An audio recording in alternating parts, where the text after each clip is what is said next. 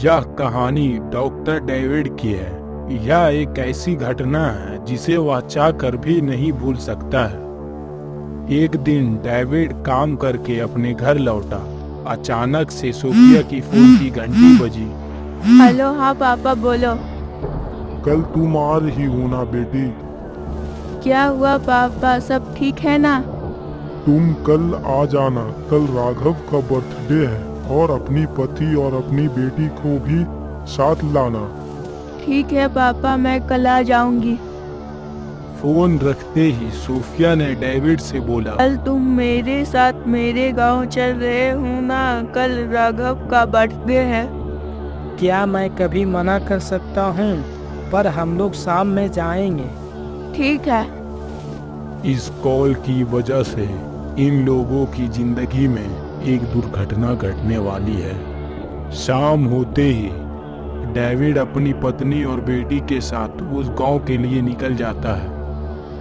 कुछ दूरी तय करने के बाद डेविड अचानक से गाड़ी की ब्रेक मारता है। तभी सोफिया बोलती है, तुम गाड़ी क्यों रोके हो? सामने देखो, वहाँ पर एक विशाल पेड़ गिरा हुआ है। मैं देख कर आता हूँ यहाँ से जाने का रास्ता है या नहीं। डेविड अपनी गाड़ी से बाहर निकलकर उस विशाल पेड़ की तरफ बढ़ने लगा तो उसे उस पार जाने का रास्ता नहीं मिलता है। तभी अचानक से डेविड की कानों में कुछ चीज की आवाज आने लगी। डेविड उस आवाज की तरफ बढ़ने लगा जहां उसे एक बूढ़ा आदमी लकड़ी काटते हुए दिखाई देता है।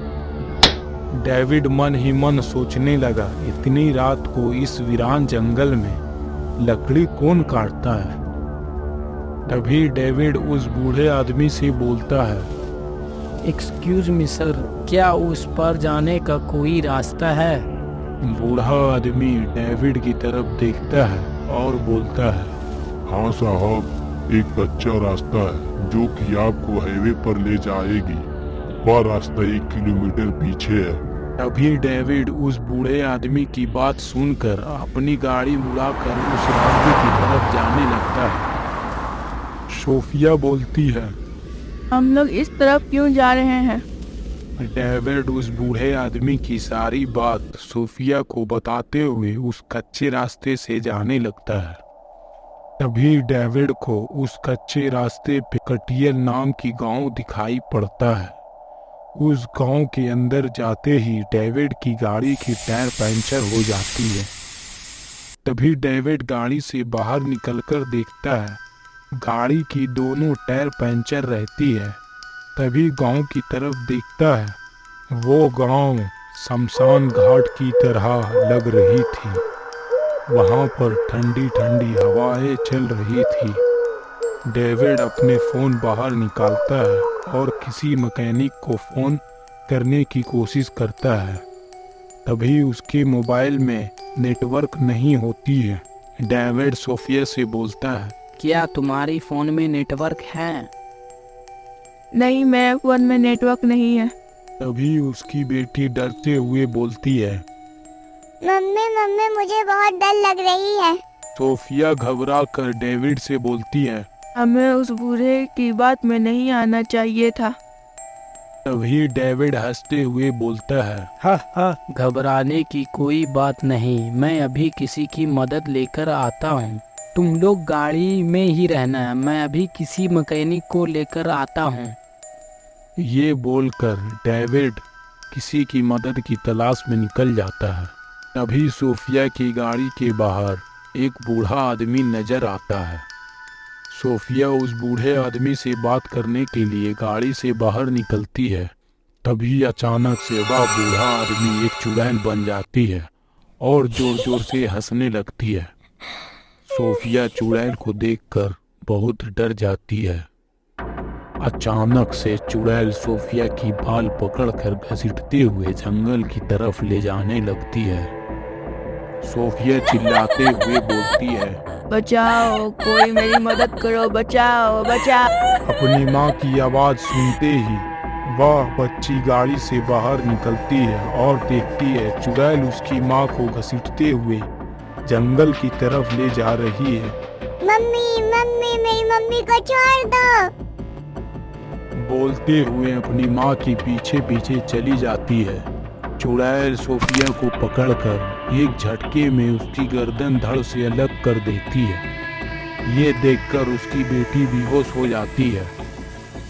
डेविड कुछ दूरी जाने के बाद उसे दो आदमी दिखाई देता है। डेविड उस अनजान आदमी से बोलता है, मुझे मदद की ज़रूरत है। मैं अपनी बीवी और बच्चे को गाड़ी में छोड़कर आया हूँ। मेरी गाड़ी की 2 टायर पंचर हो गई है। एक आदमी बोलता है, तुम गाड़ी कहाँ छोड़कर आए हो? डेविड बोलता है, कुछ दूर पीछे एक गांव है जिसका नाम कटियल है। मैं अपनी गाड़ी वहीं छोड़कर आया हूँ। डेविड की बात सुनकर वो दोनों आदमी उसके साथ उस गांव की तरफ जाने लगता है। वहां पहुंचते ही डेविड की गाड़ी में उसकी पत्नी और बच्ची नजर नहीं आती है। यह देखकर डेविड घबरा जाता है और बोलता है, मेरी परिवार कहाँ है? मैं इसी गाड़ी में छोड़कर गया था। तभी वो दोनों में से एक व्यक्ति अपनी भारी आवाज में बोलता है, आपको यहाँ नहीं आना चाहिए था। इस कटियल गांव से कोई भी बचकर नहीं गया है। तभी डेविड की नजर उसकी पत्नी की जूती पर पड़ती है। डेविड बोलता है, ये तो मेरी पत्नी की जूती है। उस जूती के पास किसी की घसीट कर ले जाने की निशान थी। तभी डेविड उन दोनों अनजान व्यक्ति के साथ उस निशान की तरफ जाने लगता है। डेविड की नज़र उसकी बेटी पर पड़ती है, जो बेहोश होकर जमीन पर पड़ी रहती है। डेविड भागकर अपनी बेटी के पास पहुंचता है और उसे उठाने लगता है। जैसे ही उसकी बेटी आंख खोलती है, डेविड पूछता है, तुम्हारी माँ कहाँ है? उसकी बेटी हाथों से इशारा करती हुई सामने की तरफ दिखाती है। तभी डेविड की नज़र उसकी पत्नी के सर पर पड़ती है और उसकी शरीर को चुड़ैल नोच नोच कर खा रही होती है। यह देखकर डेविड डर कर कांपने लगता है। तभी डेविड के साथ दोनों अनजान व्यक्ति हंसने लगते हैं और अपने असली रूप में आ जाते हैं। डेविड अपने बच्चे के साथ वहां से भागने की कोशिश करने लगता है। तभी वो तीनों मिलकर डेविड की तरफ हमला करने के लिए आगे बढ़ते हैं।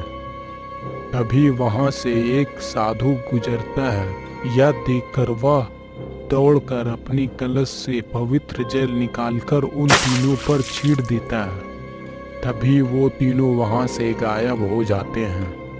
तभी डेविड रोते हुए साधु से बोलता है, आपका बहुत बहुत धन्यवाद।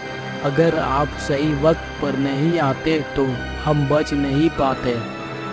डेविड साधु के साथ घर की तरफ निकल जाता है। डेविड इन घटनाओं को कभी नहीं भूल पाता है।